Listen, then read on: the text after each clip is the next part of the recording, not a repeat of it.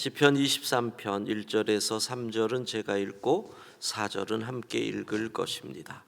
여호와는 나의 목자시니 내게 부족함이 없으리로다. 그가 나를 푸른 풀밭에 누이시며 쉴 만한 물가로 인도하시는도다. 내 영혼을 소생시키시고 자기 이름을 위하여 의의 길로 인도하시는도다. 내가 사망의 음침한 골짜기로 다닐지라도 해를 두려워하지 않을 것은 주께서 나와 함께 하심이라. 주의 지팡이와 막대기가 나를 안위하시나이다. 아멘. 시편 18편 43절에서 50절까지 교독합니다. 주께서 나를 백성의 다툼에서 건지시고 여러 민족의 으뜸으로 삼으셨으니 내가 알지 못하는 백성이 나를 섬기리이다. 그들이 내 소문을 들은 즉시로 내게 청종하며 이방인들이 내게 복종하리로다. 이방 자손들이 쇠잔하여 그 견고한 곳에서 떨며 나오리로다. 여호와는 살아계시니 나의 반석을 찬송하며 내 구원의 하나님을 높일지로다. 이 하나님이 나를 위하여 보복해 주시고 민족들이 내게 복종하게 해 주시도다. 주께서 나를 내 원수들에게서 구조하시니 주께서 나를 대적하는 자들의 위에 나를 높이 드시고 나를 포악한 자에게서 건지시나이다. 여호와여 이름으로 내가 이방 나라들 중에서 주께 감사하며 주의 이름을 찬송하리이다. 여호와께서 그 왕에게 큰 구원을 주시며 기름 부음 받은 자에게 인자를 베푸시며 영원토록 다윗과 그 후손에게로다. 아멘. 자, 어제 말씀 사망의 음침한 골짜기를 다닐지라도 해를 두려워하지 않는 것은 주께서 나와 함께 하심이라. 우리의 인생에 사망의 음침한 골짜기를 다닐 때가 있지만 주님께서 함께 하시면, 목자 되신 주님이 우리와 함께 하시면 그곳은 살만한 골짜기가 된다. 그러면서 우리가 분인나 효과, 이 이야기를 했죠. 나를 괴롭히는 대적이지만 그 분인나로 인해서 기도할 수 있다면 목자 되신 하나님은 우리에게 사무엘의 어머니 한나의 은혜를 주신다라고 말씀을 드렸습니다. 자, 오늘은 그 목자는 사망의 음침한 골짜기에서 지팡이와 막대기로 우리를 안위, 편안하게 지키시고 위로하시고 인도하신다. 지팡이와 막대기의 의미가 무엇일까? 필립 켈러의 양과 목자, 그 책에서 보면 동아프리카의 그 유목민들, 목자들은 양을 칠 때 진짜 지팡이와 막대기를 두 개를 들고 다닌다는 거예요. 막대기는 로드라고 하고 또는 스틱 이렇게 생각하셔도 됩니다. 짧고 굵은 몽둥이 이렇게 생각하시면 되는 거예요. 지팡이는 끝이 이렇게 굽은 긴 막대기 이렇게 생각하시면 되는 거죠. 필립 켈러는 그 책에서 막대기가 하는 역할이 마치 우리에게 있어서는 말씀과 같다라고 설명을 합니다. 먼저는 그 막대기로 이 짐승들, 이 육식 짐승들, 일이나 코요테와 같은 짐승들이 양을 향하여 올 때 이 막대기를 휘두르거나 아니면 때로는 막대기를 던지는데 마치 다윗의 물맷돌처럼 그들이 막대기를 얼마나 정확하게 던지는지 자기 눈으로 코브라가 나타났을 때 막대기로 던져서 코브라를 맞추는 것을 많이 봤다.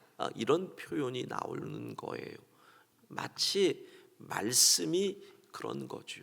방어, 사단의 공격에서 말씀이 우리를 지켜주시고 또 성령의 검 말씀. 에베소서 6장 17절 같이 읽습니다.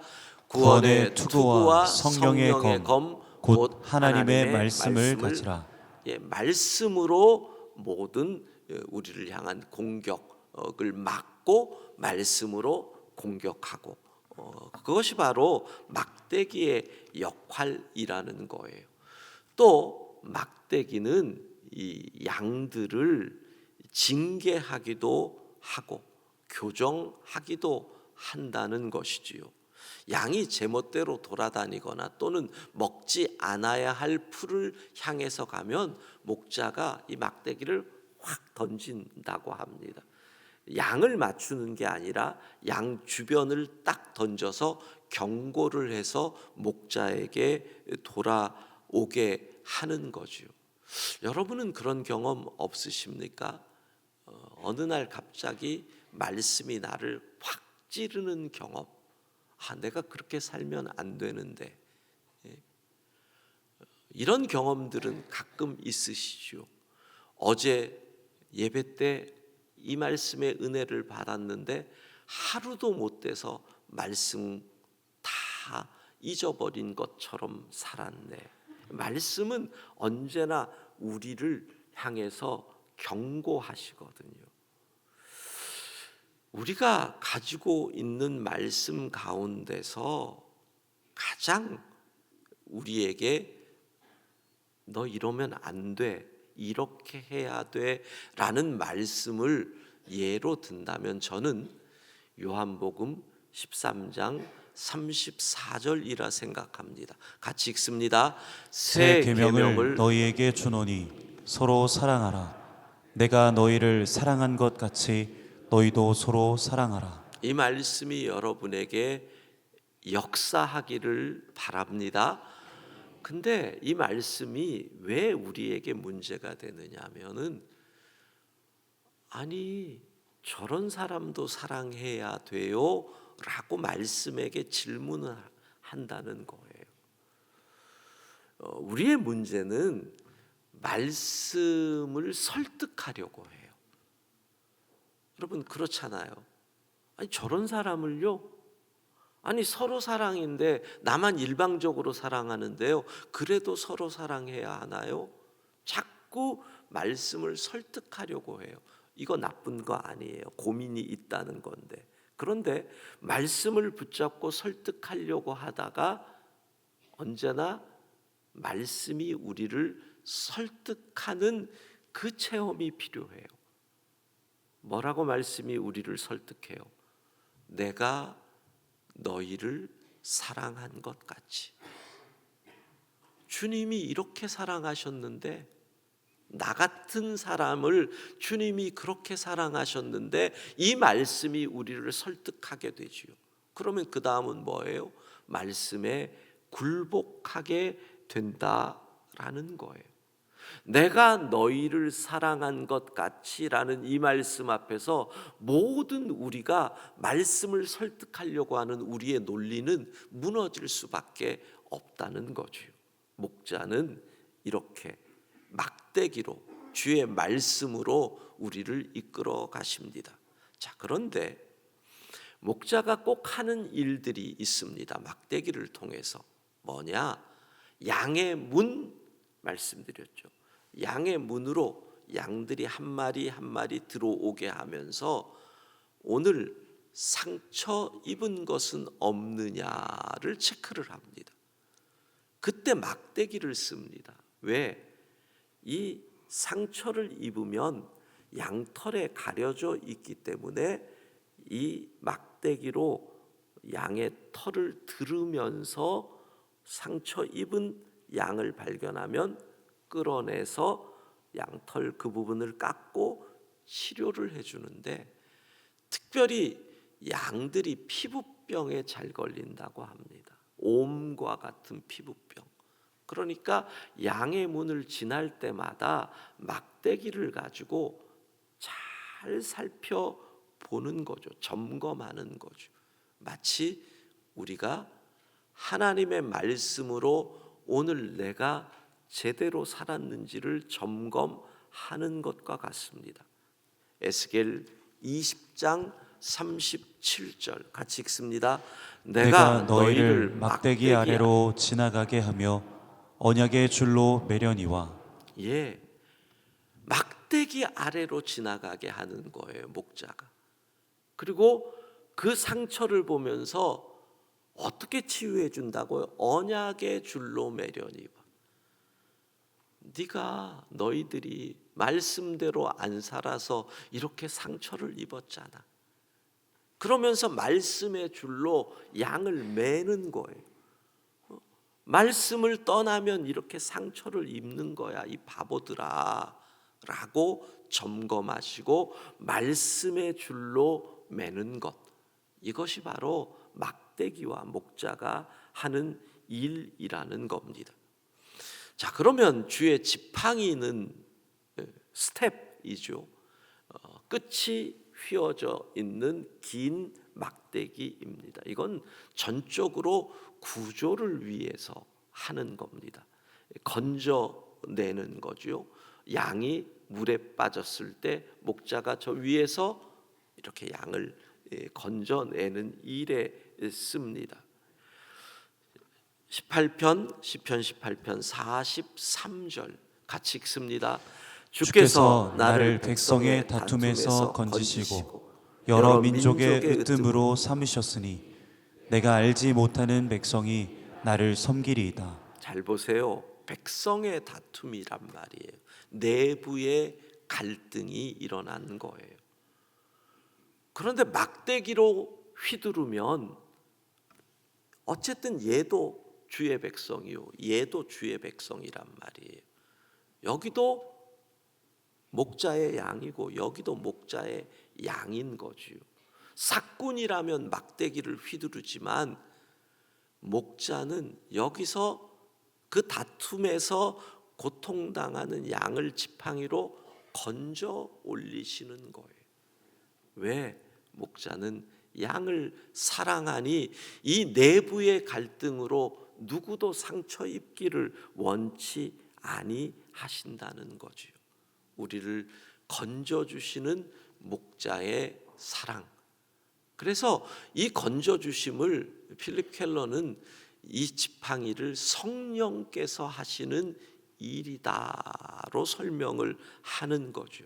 성령께서 우리가 같은 교회, 같은 목장 안에서 다툼이 있을 때 기도하면 성령께서 그 다툼에서 누구가 상처를 입고 누구가 아프지 않도록 평안하게 건져주시는 이 은혜, 목자의 지팡이가 하는 일이라는 겁니다. 48절 18편 같이 읽습니다. 주께서 나를 내 원수들에게서 구조하시니 주께서 나를 대적하는 자들의 위에 나를 높이 드시고 나를 포악한 자에게서 건지시나이다. 예, 지팡이로 구조해서 높이 드신다. 이게 바로 성령의 역사, 목자의 지팡이예요. 특별히 이 지팡이가 하는 일, 예전에 디즈니에서 나온 만화 영화 애니메이션 가운데 어린 아기 사슴을 주인공으로 한 밤비라는 애니메이션이 있었어요. 그런데 그 밤비가 히트를 친 다음에 여러 나라에서 국립공원 같은 데서 사람들이 이 아기 사슴을 보면 소위 그 아기 사슴들이 너무 이쁘니까 그 애니메이션에서 보고 먹을 것을 주고 또 가까이 먹을 것으로 오면 쓰다듬기도 하는데 여기서 문제가 생긴 거예요. 어미 사슴이 자기 새끼를 돌보러 오는데 새끼에게서 사람의 냄새가 난다는 거죠. 그러면 얘는 내 새끼가 아니야 하고 얘를 버리고 떠남으로 인해서 그 아기 사슴이 결국은 굶어 죽거나 아니면 야생동물에게 이 공격을 당해 죽는 일들이 벌어져서 그거를 밤비 이펙트라고 하는 말로 자연에게 인간이 함부로 인간의 마음으로 개입을 할 때 어떤 일이 일어나는지를 설명하는 환경의 용어로 사용이 되는데, 양들도 그렇다고 합니다. 특별히 어린 양이 물에 빠지거나 가시던 물에 있을 때 목자가 구한답시고 경험 없는 목자가 손으로 건져내면 어미 양이 자기 이 양에게서, 새끼에게서 비록 목자일지라도 그 냄새가 나면 양을 방치해 버린다라는 겁니다. 그래서 이 지팡이를 쓰는 거예요. 목자의 냄새가 양에게 배지 않도록 어미가 돌볼 수 있도록 이렇게 하는 거예요. 여러분, 이게 성령의 역사예요. 성령께서 우리를 돌볼 때 얼마나 섬세하신지 몰라요.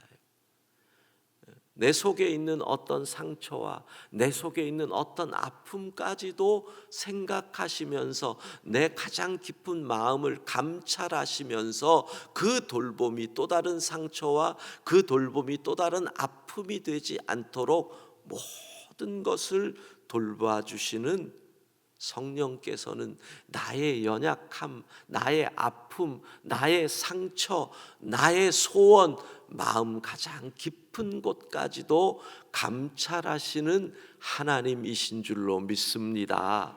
그래서 주께서 지팡이와 막대기로, 말씀으로, 성령으로 우리를 돌보시기에 우리는 사망의 음침한 골짜기를 다닐지라도 해를 두려워하지 않는 그러한 양이 되는 것입니다. 오늘도 목자 되신 주님 손잡고 주님과 동행하여 우리의 인생길 걸어가는 하루가 되기를 소망합니다. 기도하겠습니다. 자비하신 하나님, 주의 지팡이와 막대기로 우리를 안위하시기에 오늘도 사망의 음침한 골짜기와 같은 이 세상 우리가 담대히 살아갑니다. 주님과 동행하며 살아갑니다. 오늘도 승리할 줄로 믿습니다. 잘 될 줄로 믿습니다. 하나님 영광 나타내는 하루가 되게 하여 주옵소서. 날씨가 무척 추워지고 있는데 출근 퇴근하는 주의 백성들 그 길 지켜주시고, 또 등교하는 학생 우리 자녀들 오고 가는 길도 지켜주시고, 오늘 수요 기도에 오고 가는 성도들도 지켜주셔서 이 추위에 건강한 하루 되게 하여 주옵소서.